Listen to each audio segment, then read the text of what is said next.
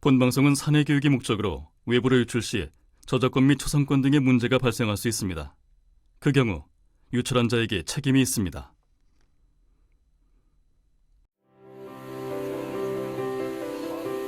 지난 8월 26일 방송됐던 KB 휴먼 다큐의 주인공 구미지역단 문관희엘 씨를 기억하시나요? 와이프 안 되는. 혈액암 말기로 3개월 시한부 판정을 받고 살아야 한다는 의지와 가족에 대한 사랑으로 암을 이겨내고 있는 문관희엘 씨의 생생한 암 투병기. 지금 시작합니다.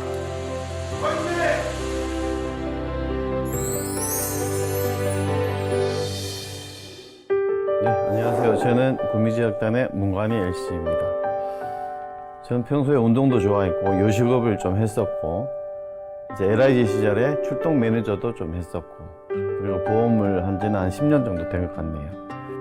아마 2017년부터 골절이 자주 일어났어요. 그래서 골절이 자주 일어나는 통에 뭐 병원에 가서 검사해보니 뭐 이건 괜찮다 이렇게 2년이 지난 것 같습니다. 그래서 2019년 4월 달쯤에 담이 온 것처럼 좀 좋지 않아서 병원을 가봤더니 이 병은 저 병은 다 다녔죠. 담인 줄 알고 침도 맞아보고 이것도 해보고 저것도 해보고 다 해봤는데 낫지가 않더라고요. 그래서 이 정형외과에서 판정을 내리기를 뼈가 조금 안 좋은 것 같은데 큰 병원에 한번 가봐라 이렇게 얘기를 하시더라고요. 그때가 아마 2019년 한 4월, 2월 달쯤 될 겁니다. 그래서 급하게 이제 서울대 병원을 예약을 하고 이제 병원을 가게 됐죠.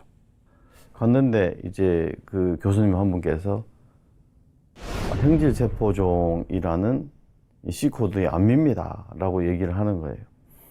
처음 들어보는 암이니까 대수롭지 않게 암이에요. 그래서 저는 그래도 저도 보험을 하는 사람이고 좀 지식이 있다고 생각해서 그렇게 심각한가 그렇게 받아들이지는 않았어요. 그래서 이 혈액종양내과로 과를 옮겨 주시더라고. 가게 됐는데 그의 교수님께서는 이게 다발성 골수종 혈액암에 속합니다. 이렇게 모니터만 쳐다보고 말씀을 하시더라고. 그게 뭡니까? 라고 물었더니 이제 뼈가 약해져서 뼈에 있는 골다공증처럼 구멍이 숭숭 나고 이제 그때 제가 처음 엑스레이 사진을 보게 됐어요. 찍었는데 두개골 쪽하고 뭐 대퇴부 쪽, 척추 쪽은 구멍이 다 나 있더라고요.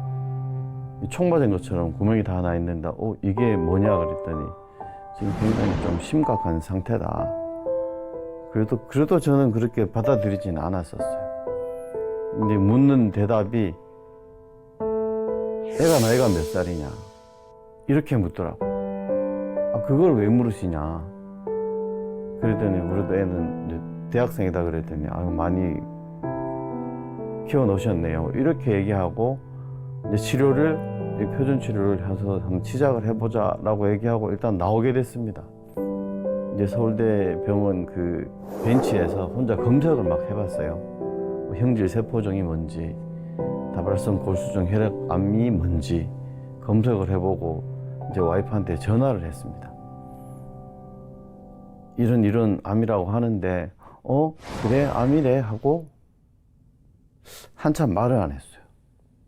자고 그러고 있다가 이제 저도 일단 내려가서 보자 하고 이제 내려가게 됐어요. 그 이후에 이제 병원에 혼자 있으면서 아무도 못 오게 하고 이제 별로 얘기도 안 하고 싶었어요. 알리지도 않았고 2주 동안 이제 병원에는 일주일 정도만 있었고 이제 내가 과연 집에서 가가지고 집사람과 애들 둘을 보면서 이 생활을 할 수 있을까? 누워서 잠도 못 자는데 이 모습을 어떻게 애들한테 보여줄까? 그래서 제가 이제 결국은 집으로 가게 됐어요. 집으로 가서 제가 이제 이 찍고 일어서고 이런 걸 잘 못하니까 막내 아들이 뭘 막 만들어주더라고요. 이제 지팡이 짚고 있으면 마룻바닥이니까 넘어질 수 있잖아요. 그래서 밑에 고무를 막 대가지고 만들어주더라고, 그거를. 그래서 이래서 가족이 필요하구나 라고 한번 느꼈었고, 이제 집사람은 나를 신경 쓰지 말고 네가 하고 싶은 생활은 지금 다 해라 하고, 지금 이 병은 내가 싸워야 되는 거지 당신이 옆에 있는 것만으로도 나가 힘이 된다.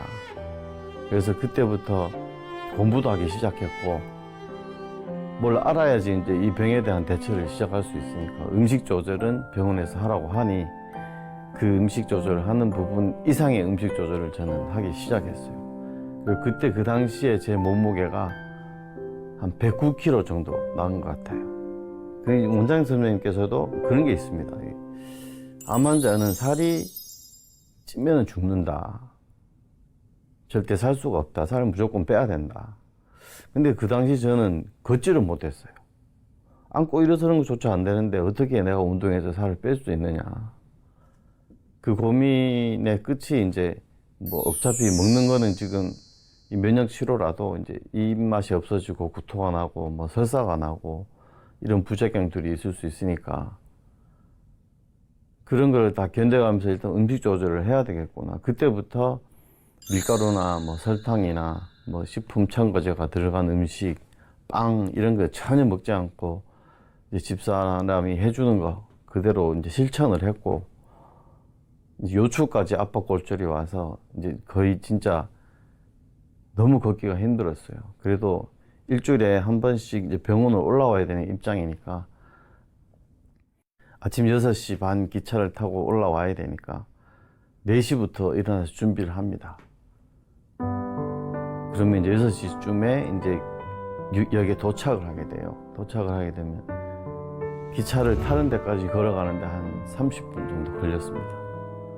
누구나 생각하기 힘들겠지만 걸어가는데 시간이 한 걸음 한 걸음이 저한테는 1분 같았어요. 그 기차를 타고 이제 여기 다 와가면 서울 쪽에 이제 내릴 준비를 해야 되니까 그 내릴 준비는 대전역에서부터 시작을 합니다. 대전역에서 서울까지 이제 한 1시간 안 걸리거든요. 그때부터 일어나는 연습을 해서 누가 날 딱 건드리면 저는 이제 너무 고통이 심했기 때문에 난리가 나거든요. 그래서 사람을 피해가면 다른 사람들이 다 내리고 나면 제일 마지막에 이제 부축 좀 받고 내려서 이제 걸어서 이제 형이 있는 곳까지 가서 형 차를 타고 병원에 와서 또 검사를 하고 가고 이렇게 진행을 했었습니다. 한 달쯤, 2주쯤 지났을까요? 그때 이제 처음 검사 결과가 나왔어요. 이 다발성 골수종 혈액암의 이 종양 표지자 수치 가지고 기수를 정하는데 제가 말기였습니다. 그때 당시에 첫 검사 결과가 나왔을 때 형이 이제 새벽에 전화가 왔어요. 됐다고 얘기하는데 뭐가 됐냐 그랬더니 제 원장 선생님하고 이 상담한 내용을 제가 올라가지를 못했으니까 녹음을 했더라. 들어보라고 이제 파일을 보내주는데, 자, 이 수치에서 이렇게 떨어졌다. 일단 된 것 같다. 이 얘기를 딱 듣고 저도 이제 완전히 터졌었고 울음이. 이제 집사람도 그때 처음 알았어요. 3개월 시한부 판정을 받았었냐. 그건 이제 그때 이제 그 얘기를 듣고 이제 집사람도 굉장히 많이 울고 뭐 나 과부 될 뻔했네 그런 얘기도 뭐 그때 처음 들었던 것 같아요. 그때부터 좀 마음을 다시 잡아먹고 저한테 신경을 좀 더 많이 쓰게 되고 저도 이제 살아야 되겠구나. 이제 이게 사는 게 시작이 됐으니까 이게 아마 제 2의 인생의 시작이 아니겠나 그때가. 그래서 운동을 이제 시작을 다시 해야 되겠다. 조금씩이라도 걸을 수 있을 때. 그래서 아마 한 달쯤 지난 것 같아요. 한 달쯤 지나서 이제 조금씩 걸을 수 있을 때 이제 저는 제 고객들이 또 많이 있으니까 문자를 보냈었어요. 제가 이만저만 해서 이제 이런 암이 왔다. 그래서 아마 조금은 관리가 어려울 것 같다. 이렇게 시작해서 그 문자를 받은 고객님들이 저한테 해준 그 응원의 메시지도 굉장히 많았고, 그리고 뭐 집 밑에 찾아와가지고 저한테 뭐 돈봉투를 주면서 뭐 교통비라도 좀 해라, 이렇게 해주신 분들이 제 지인들이고 친구들이고, 그리고 제가 같이 모임을 하는 그 사람들이 지인들이었어요. 그분들이 또 제 고객이기도 하고, 그리고 한 번도 보지 못했던 고객들한테서 이제 이게 좋다고 합디다라고 이제 선물도 보내오고, 약재 같은 거, 그런 걸 보면서 아, 내가 잘못 살지는 않았구나, 그런 느낌도 좀 받았고, 그래서 다시 내가 살아야 되겠구나 라고 다짐을 하고 이 암이라는 병과 싸우기 시작을 했어요.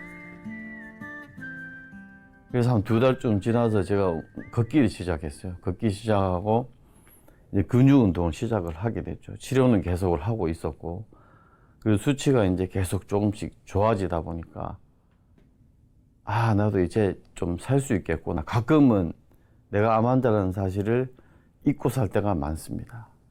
지금 지나서는 이렇게 쉽게 얘기할 수 있지만 그 당시에 2달, 석 달이 지났을 때부터는 자신감이 좀 생기기도 했었고, 아, 내가 이제는 내 고객들한테 어떻게 해야 되겠다라는 느낌도 그때 다시 가지게 됐어요.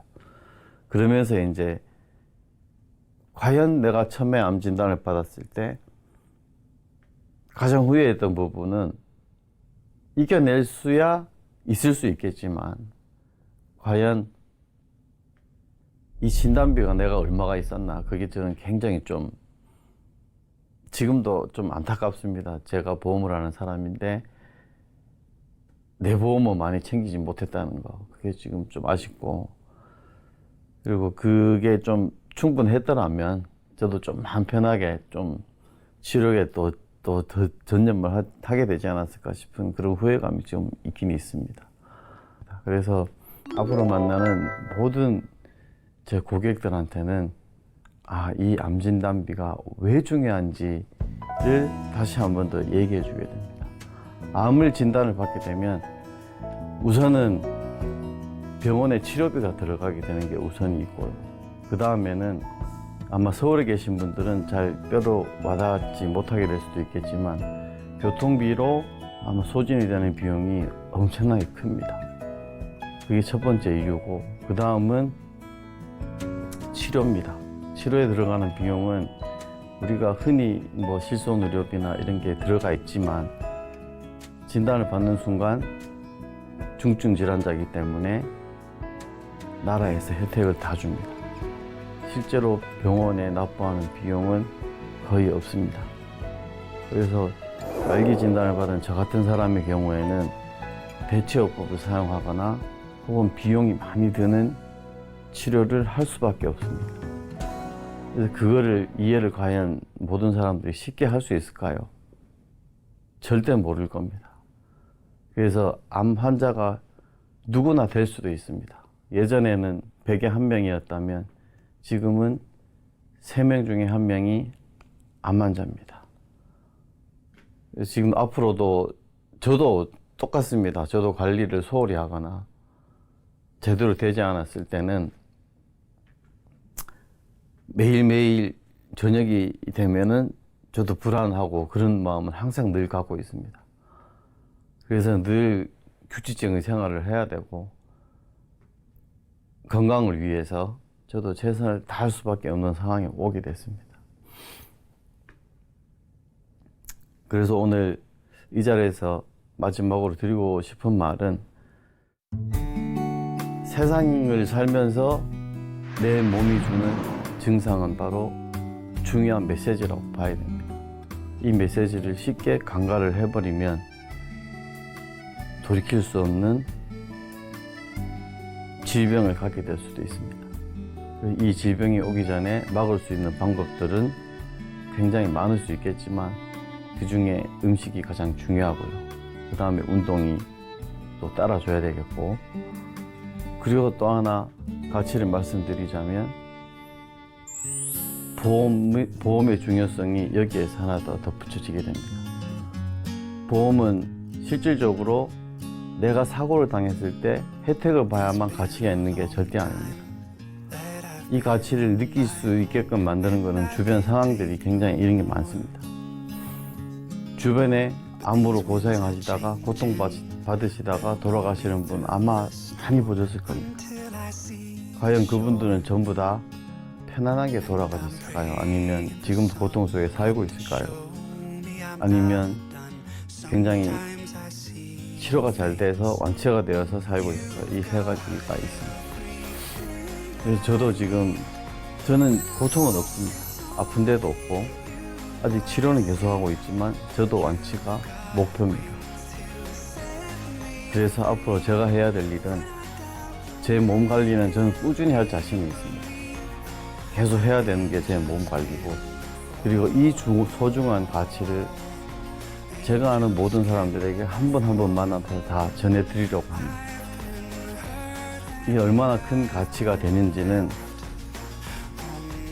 저를 만나보시면 더 크게 와닿을 수 있을 거고, 주변에 수많은 사람들이 있습니다. 많이 만나보시고 이 수많은 정보를 통해서 나는 이만하면 충분해 라고 할 만큼의 암 진단비는 꼭 가져가 계시기 바랍니다.